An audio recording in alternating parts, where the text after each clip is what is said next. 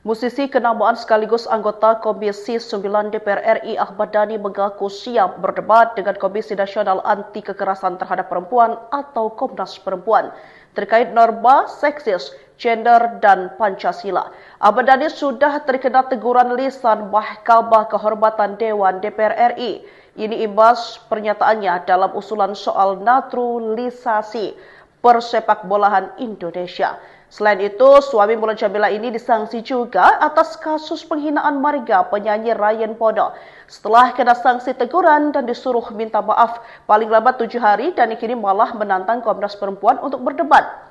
Dalam dialog itu, Ahmad Dhani bersikukuh tak merasa bersalah atas pernyataannya yang dinilai seksis dan rasis oleh Komnas Perempuan hingga berujung diadukan ke MKD. Tak hanya itu, Dhani juga merasa tak melanggar norma apapun. Adanya laporan atau aduan itu menurut Dhani hanya karena Komnas Perempuan yang menganggap pernyataannya melanggar norma.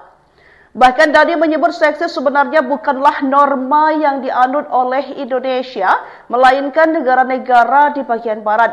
Dia meyakini Indonesia masih menganut norma yang sesuai dengan Pancasila.